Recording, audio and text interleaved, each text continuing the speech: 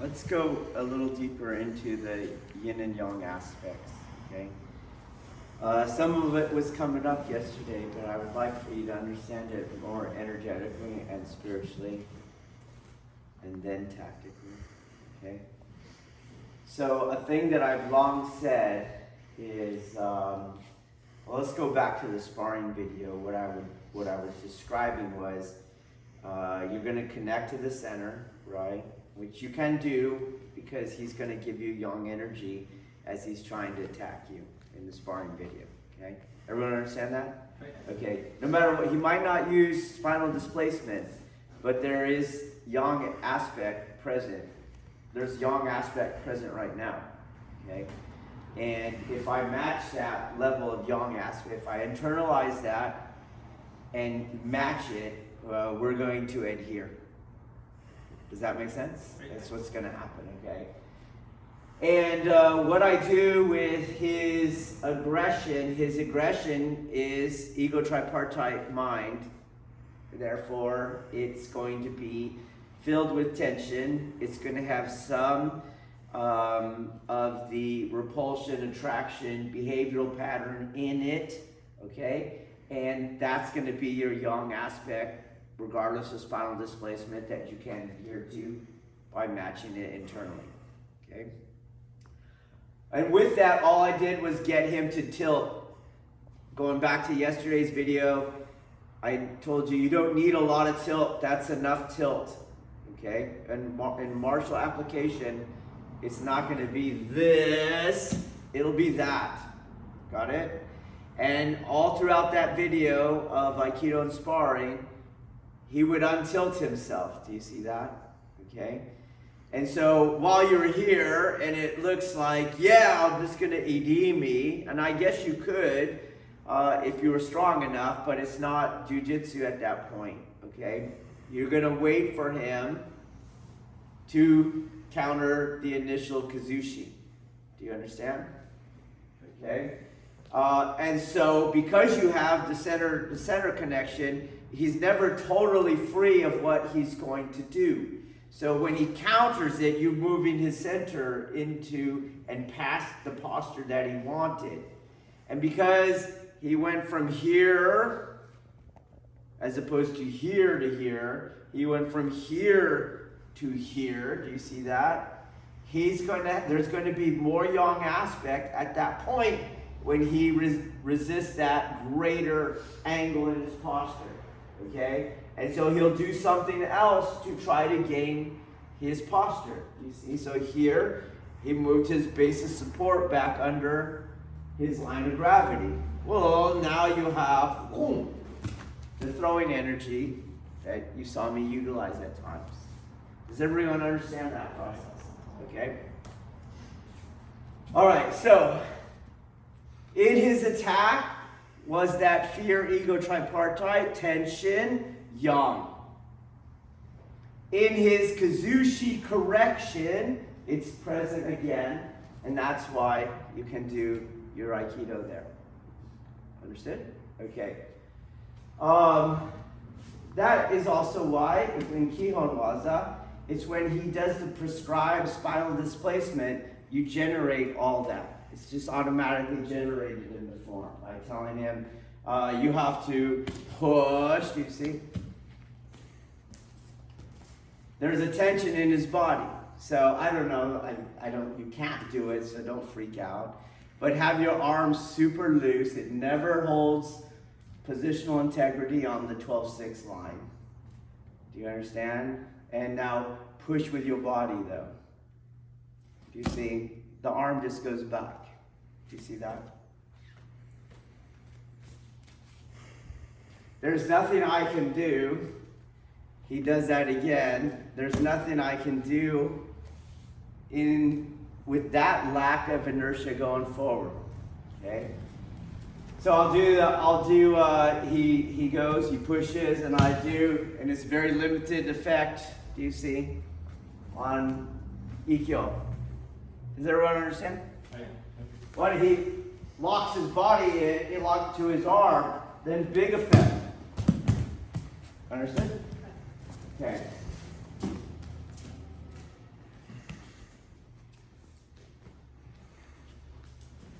I've also mentioned before that, and going back to the sparring video, but tying it to things that I said before, the person who, let's say we're here, let me ask you a question. Is there a yang, Chris, I'll ask you, is there a yang aspect present? Yes. Yes, it's just not as amplified. Do you understand? You make your arm loose. There is yang aspect present. The gravity, the friction, his weight, do you understand? Even though there's no inertia. Kihon Waza just amplifies it for you to work with. But there's still a yang aspect that I can still match. It's just at a lower level. You see? So you can get it to go. Do you understand? Okay. So, you don't need it for now. But don't do it. Okay, so go back to the sparring. We got to some tie-up at some point, do you see? And you felt that? Do you see that? Did you feel it? Yes, okay. But you were allowed to counter, right? So you would counter, do you see? And he undid the hook. Do you got it? But he felt his balance being taken. That's why he countered. Do you see? And in that, he generates the yang aspect. It's just going to be somewhere else in his body, okay? So as soon as you feel me start to take you off balance, I want you to see if you can find it in your body, okay? Did you feel your hand tighten up? Do you see? So you'll press here, he'll disarm, but he tightens up somewhere else. Do you see? And your ability is to find the next amplified yang aspect manifestation. Otherwise, as you guys have done a million times, in the Kokyu game, you're just chasing things around, you see? So he tries to get off of it, you can find it somewhere else. You understand? Everyone understand that problem? That's a problem, right? You guys cannot, when we go live and the person's allowed to counter, you cannot feel where the amplified yang aspect is somewhere else in their body, and you start chasing empty things. All that's solved for you in Kihon Waza because he is by prescription giving an amplified yang aspect and not allowed to do anything else. Do you understand?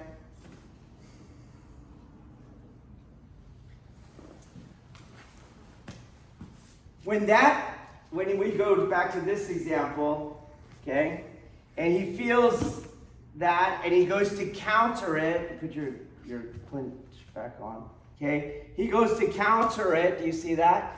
When I say this is the yang amplified aspect, I'm saying all that I said before.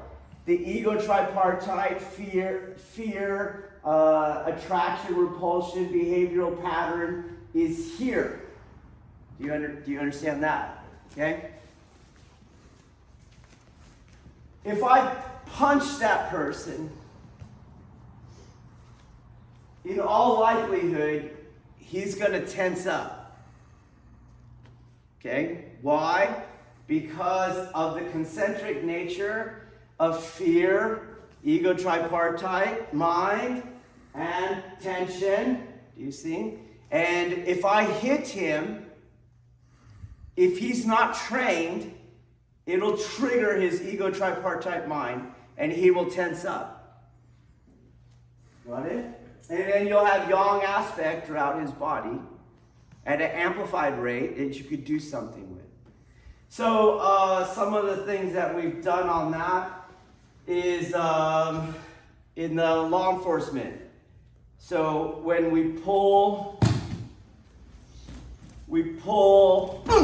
and I hit, then there's a stiffness in his body. So there's a pull, but he'll loosen up because he wants to get rid of the thing that's pulling him, you see? So at first I have him, and then I'm just gonna hit him in that chest, and most people will stiffen the hell up. So boom, pop, boom. And then a little tiny sweep on the bottom works, even though there's a knee hinge a hip hinge, and rotational hinge. Do you see that? Why does he fall like a board? Because on the impact, he tensed up and stopped the articulation potential of each one of those joints. So for example, let's not hit him. All I did was a step like that. Okay? And I'm not going to hit you. You relax. Relax as much as you can. It's not going to happen. His body's twistable. Do you see? If he didn't twist, he could take it in his knee. It's not going to go down. You understand? Okay. This is why in your own training, Budo uses fear and pain and falling and uke not being in control to cultivate the spirit, because every one of those incidents will generate that concentric grouping I just mentioned.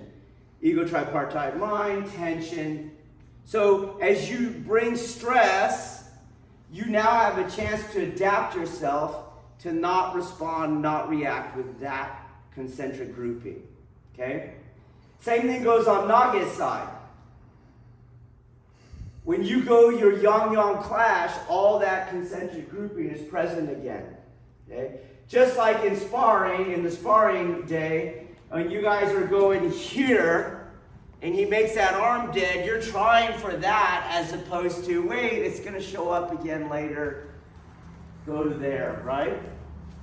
Or in rolling in newaza, you're trying to force techniques, you're trying to force them, and you're getting swept in the process because you make your body stiff and you get swept that way, okay? It's used against you.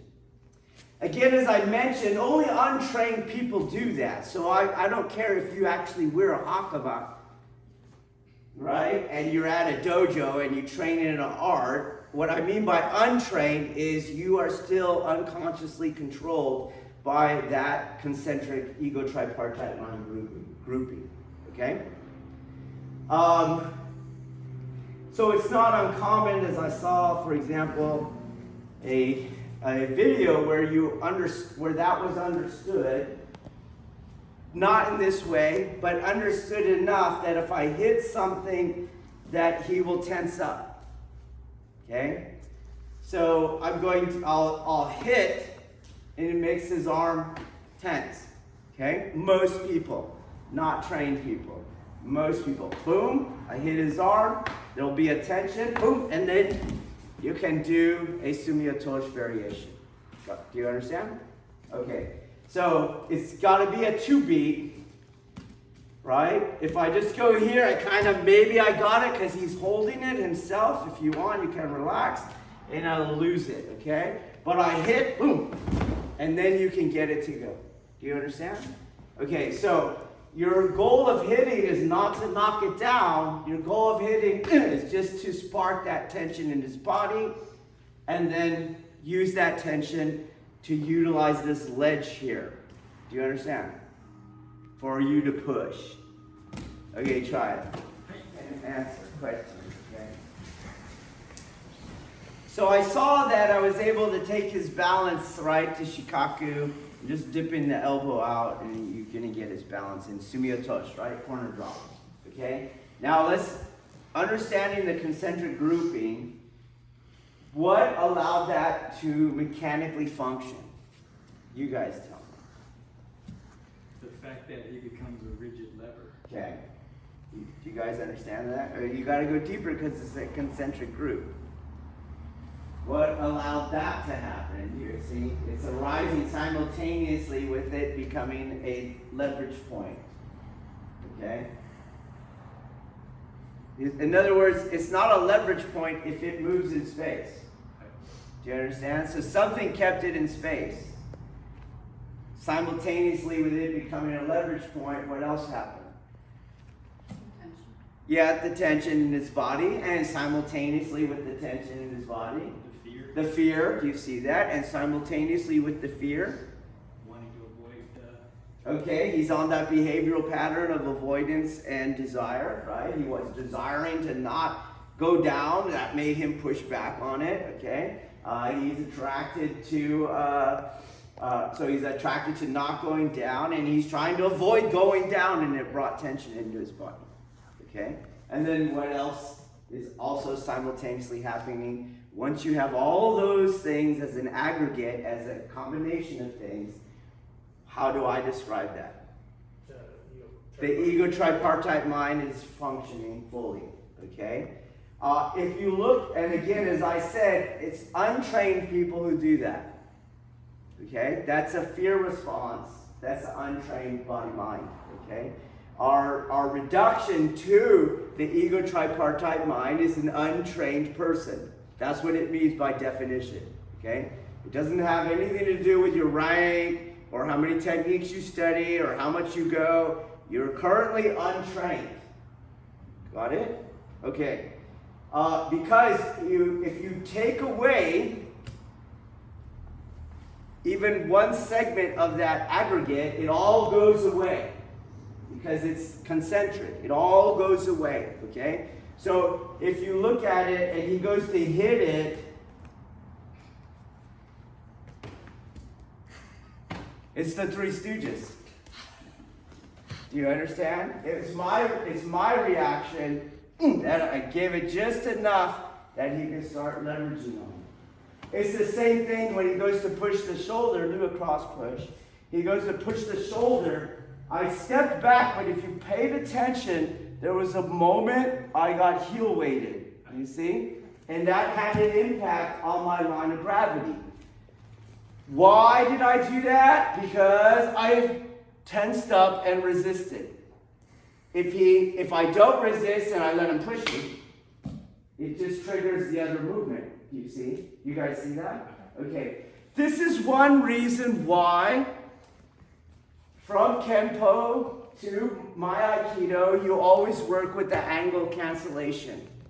So you would not hit down because you're not checking height. Do you understand? And the same thing, you would not hit in one dimension because you don't check the other aspect of that dimension. And then same thing here, he's going horizontal, you don't check the other side of that dimension, which would be my cross-lateral side, okay? So when you go, for example, we're here, and I go to here, do you understand?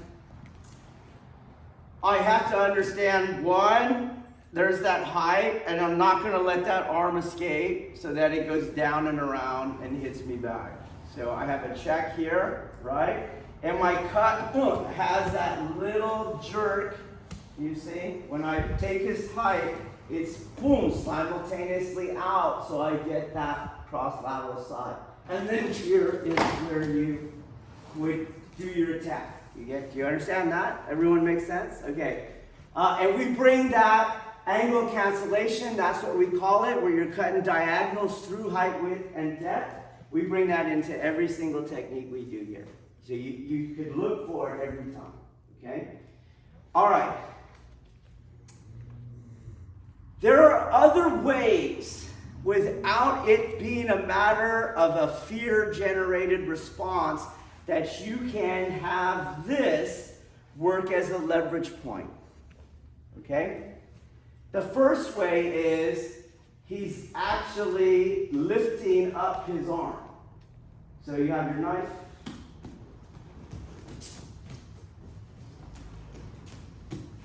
Right? So you do a step through.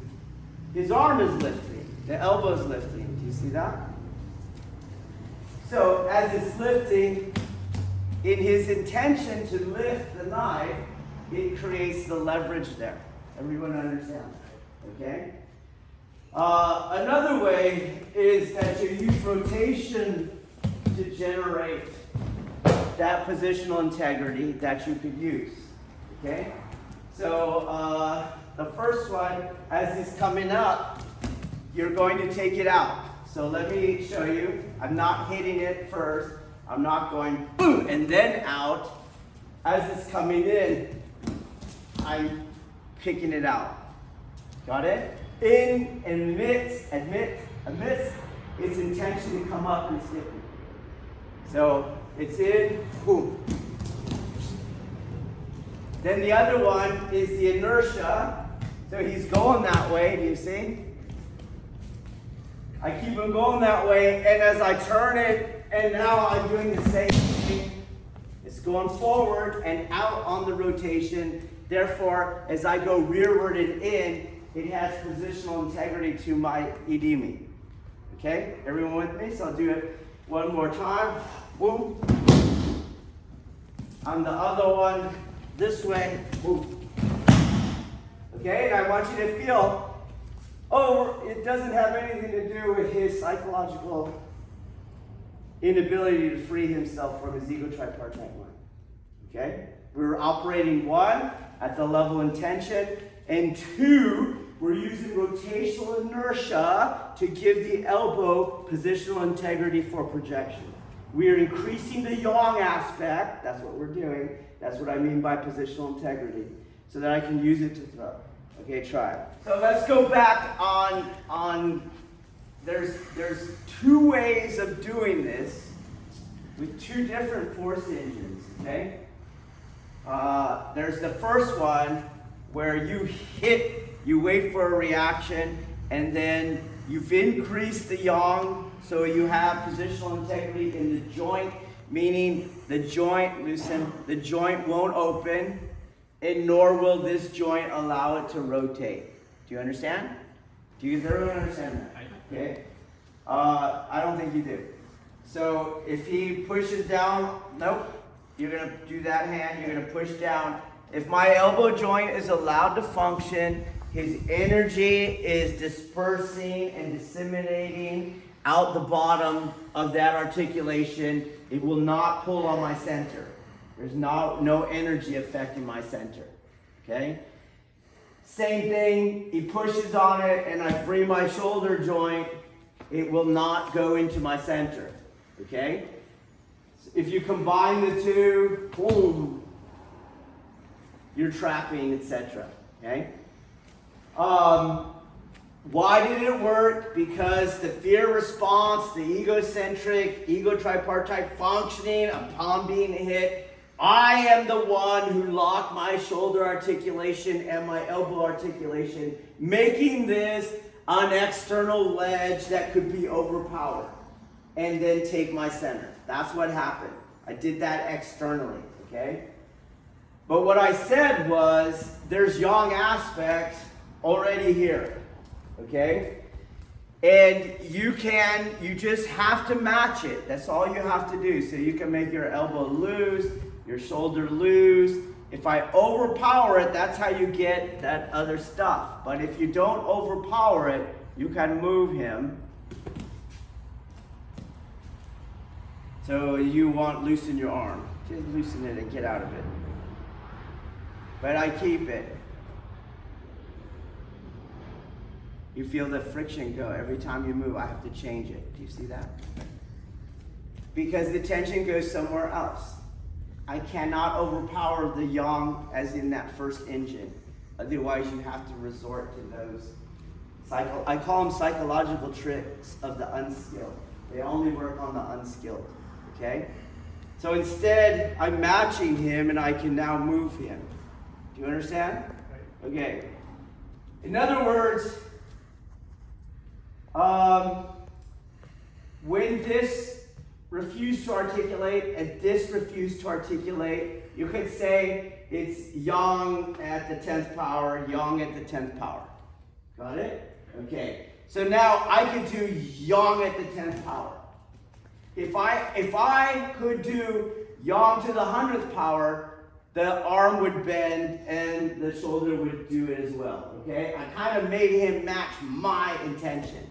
But you don't have to. You can match this, which is yang to the first power, I don't know, yang to the second power. I kind of match that, and you still will get the effect on the center. Everyone with me? Okay. That's important. Because when you do the other one and you hit it, do you understand? you have to hope that your yang output is matching his yang output. You can't predict it. You didn't feel it. You just go boom, and then you did it, okay? Also, when you pay attention and you hit that with just external mechanical yang aspect, what has to be in place? For all that to work, it's just so obvious, but it's so obvious you might not notice it. You have to have your ground path going? Yes. Do you see? That I can ground to support that yang output. So imagine me on roller skates. Do you get it? It's not, I'm going to hit that thing and yang to the 10th power and I'm going to roll off. You see that? Or maybe some of you experienced that on the first one. So he came out like this and you push and you had to wiggle your toes, change your feet, take a step. Do you understand? Or maybe even on this other one that we're doing here, you are also wiggling your toes, taking stances, rolling your feet. Those are all that I'm not doing this internally, and therefore I can't work at lower levels of yang aspect. Okay? So again, we're here, you ground.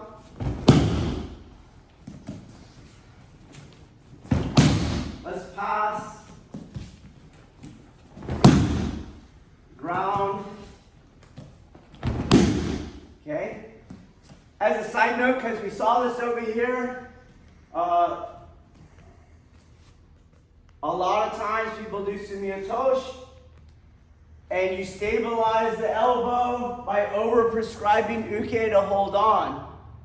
Do you see that? Instead of I push and they let go, right? Or you grab and now you've positionally stabilized the elbow for your mechanical external displacement. Do you understand? So you don't need to do that in sumiyotoshi. His grip is not relevant to the throw. This is the same thing as sumiyotoshi. Don't, on my pass, don't grab. You're just passing, boom. Okay, try it again. Okay, you feel the slip, right? So we're over yanging. So now I want you to pay attention to your path of action. Okay? Look, maybe go slower, Andrew. And you go slower, Chris. Path of action of the right hand. Okay. All it did was go back against the strike. Do you see that? Okay. And then when you pushed, he just allowed for the articulation of his elbow and your hand slips. Do you understand? Okay. So in all of your Aikido, it's not, he comes in and you do that. So the first, let's go back. The first one keeps his hand coming in and now he's pushing on that hand. I'm not going to go here. I let him push. So try to watch the path of my hand, of this hand. I reach out, but I don't yang yet. I reach out, boom. It can be small, just like he did me naga last night. It can be small, but it still happens. It's not this.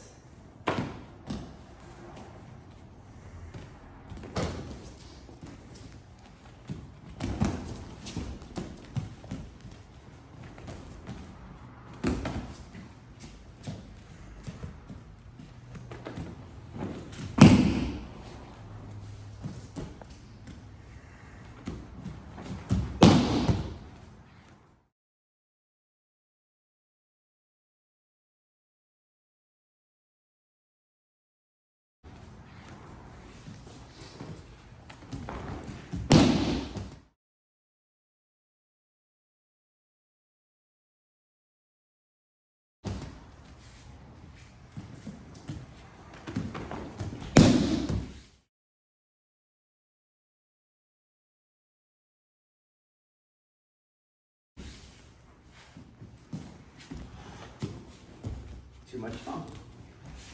You.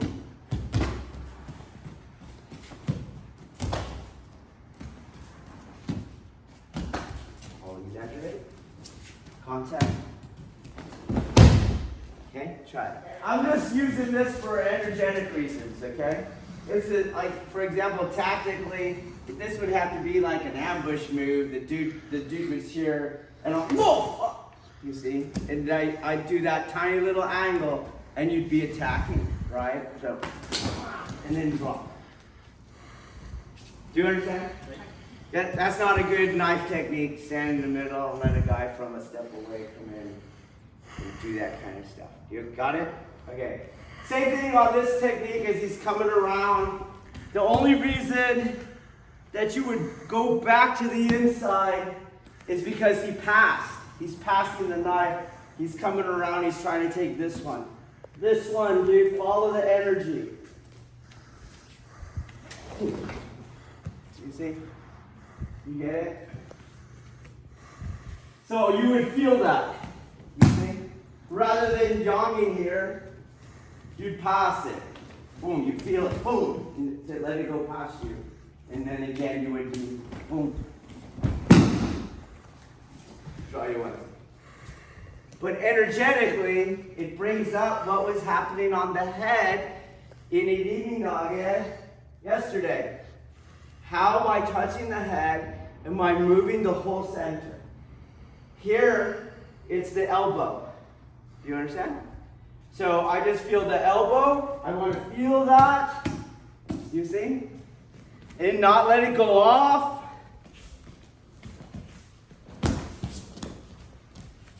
Feel it.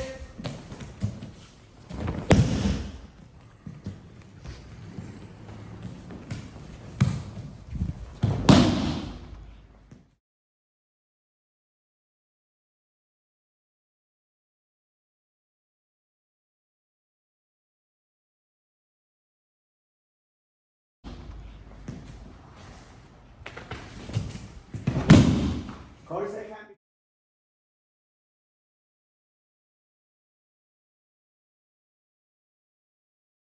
Of course, they can be quick, right? You can. You do the same thing. But I want you to feel the rotational energy. I lost you for a second if you paid attention. Feel that.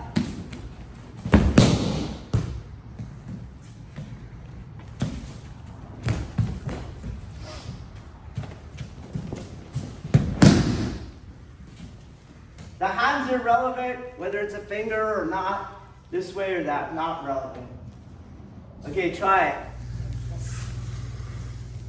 So again, as I'm working the rotation, you'll say that my feet have to be ground vectoring so that I am able to not use my external because you have to over yang externally. You have to. That's why the first solution was, let me make his yang to yang y at the 10th power. That's why you needed that. You can't deal with lower level energies, okay? But you need to know how to deal with lower level energies or lower level yang aspects because that's what people counter with. Do you understand? Okay. So as we're going around, you'll see it's ever so slight. It's ever so slight. If I go any more, I'm going to go off. So I stay at where I feel that's as far as you can go and have some relationship with his center. Do you understand? Do you feel that? Okay, so that I pass to here because in essence, this has reached its maximum yang aspect. I can't go anymore. And so it's now entering into its yin phase. And so now I pick up over here. You feel that? Okay, and then I have the center again. It doesn't have to be a grab or anything. I don't even need a ledge. I just have to not do more yang than that position is doing. Same thing here. It does not have to be this hand. It does not have to be this hand. It does not have to be a hand at all. Okay? I just have to match the yang that he's given.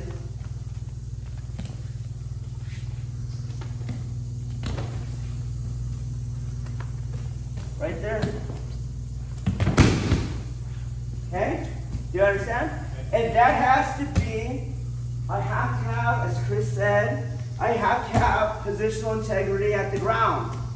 I can't be bouncing all over the place. So I can't be...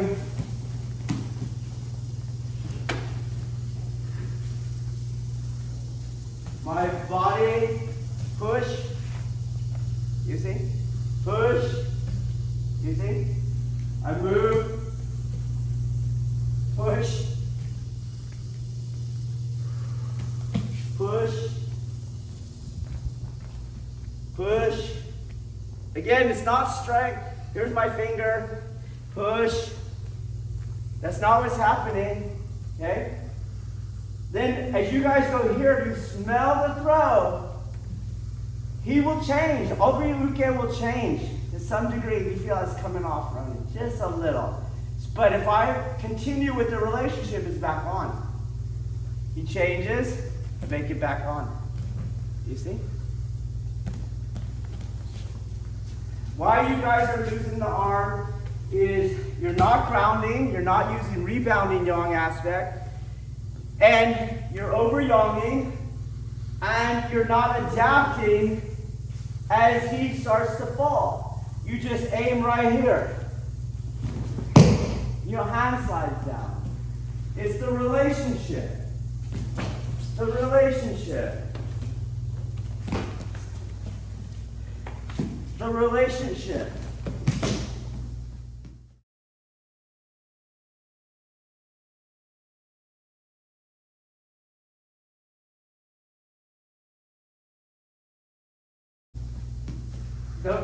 The mechanical external placement is irrelevant.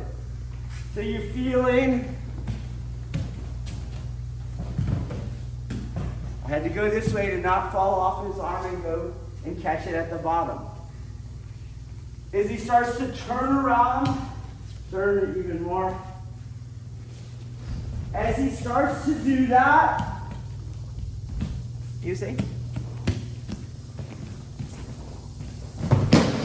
Stay with the relationship, okay? There's only a counter if you break the relationship. If you don't break the relationship, he's only moving deeper into the void, okay? Try it again.